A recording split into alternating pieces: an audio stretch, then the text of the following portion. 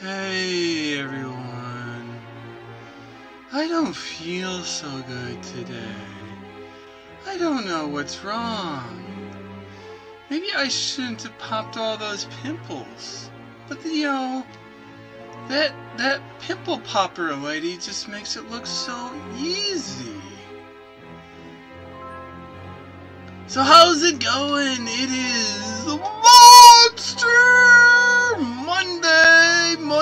Monday on the Technicolor Mike B Show. And we're just having one of our beauty treatment days, yes.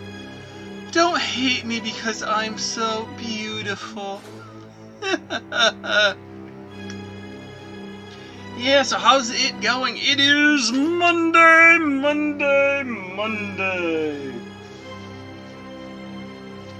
We are live here on YouTube.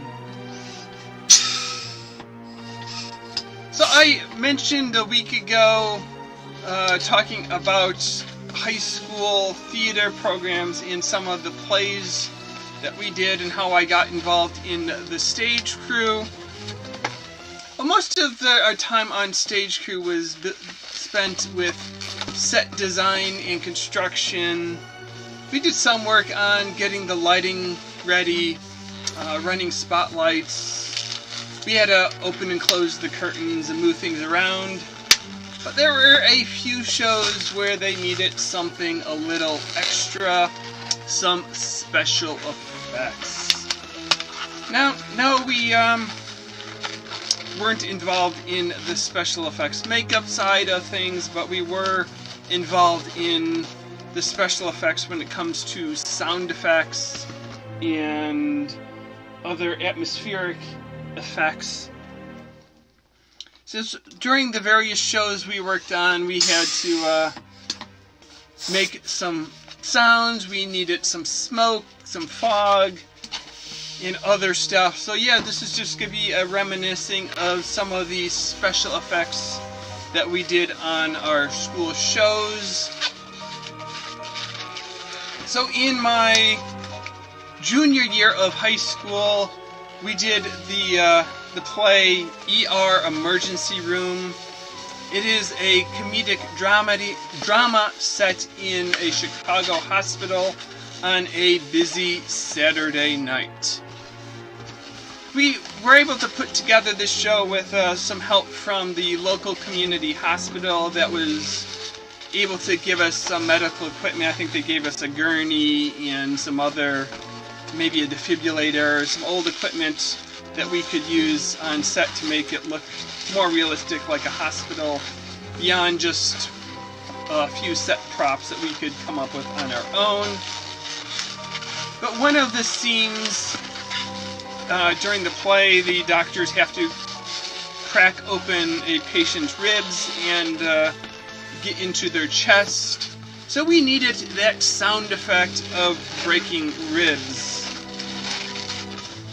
And I know we tried various things to create the right sound for that. I think we ended up with just sort of like breaking a thin piece of wood, maybe some thin sheet of plywood or something that could create that crackly sound effect.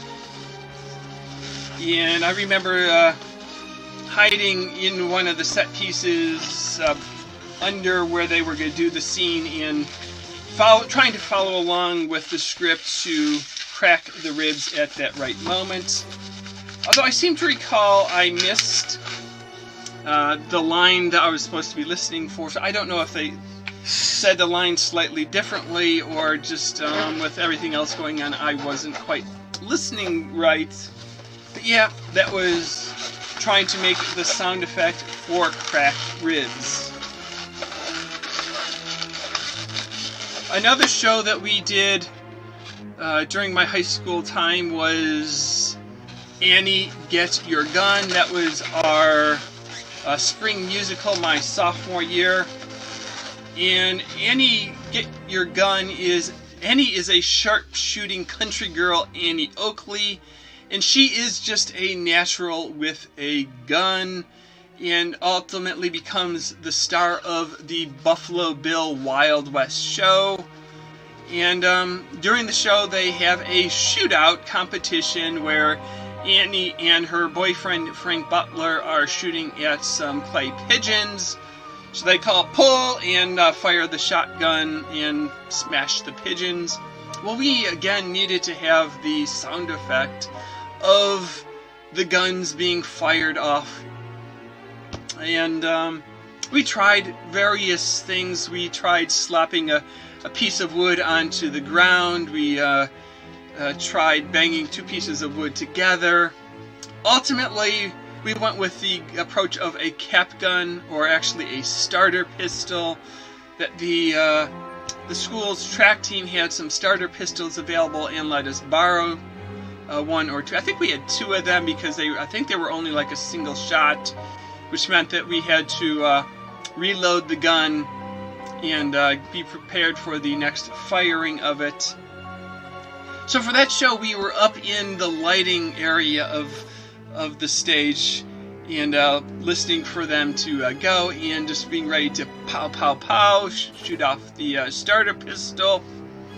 And apparently starter pistols aren't 100% effective, because we did have a few misfires, and forced the actors to improvise a bit of, yeah, how can you win this shooting competition if your gun doesn't even fire? So yeah, so that was Annie, Get Your Gun. And if you've never seen it, that is the show that has the song There's No Business Like Show Business. So trying to get Annie to be interested in joining the show and go on the road.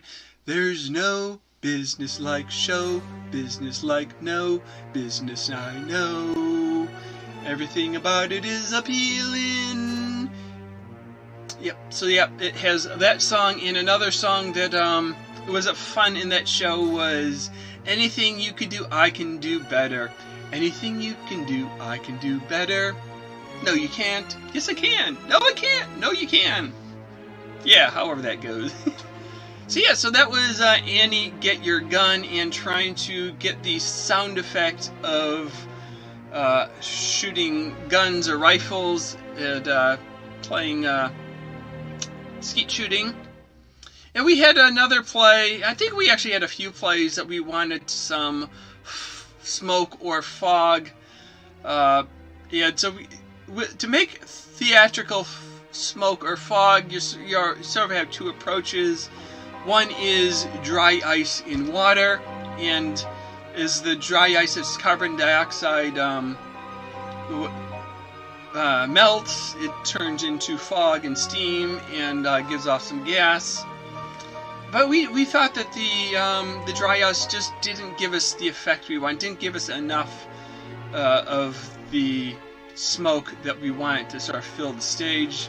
So we went with a fog machine like you might use in a haunted house. And I know we tried it out a few times, and during one of the rehearsals we got it just a little bit cranked up too high and actually set off the smoke detectors in the theater, and had the fire department come out and explain, no, we were just testing out the smoke machine for the upcoming play. I don't know if that one was a play or was one of the other shows we do. Each year we did 2 plays, 1 musical, a variety show, and the dance troupe put on their show. So I don't know if, I think we might have played with the fog machine for more than one show.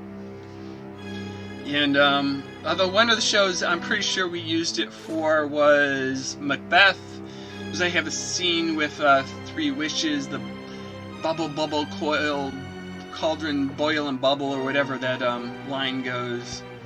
And so it might have been Macbeth. It was one of the times we were using the fog machine.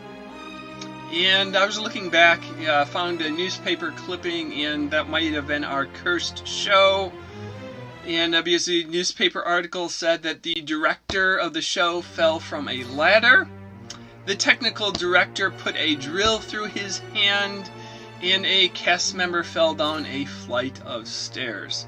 I don't quite remember all those incidents, but I do remember that there was one show that our technical director had some kind of a mishap. I thought it was with the circular saw, but maybe it was with the drill. Don't know if it was on working on our set or something, a project he did at home, but yeah, he came in with an injury at one point, but don't quite remember the full details, but it was probably that show because the newspaper mentioned things going wrong. So here is our monsterific balloon. He doesn't have quite as many boils and pustules as I do, but he's a monster nonetheless. So, until next time, see you later, alligator. After a while, crocodile. Thanks for watching.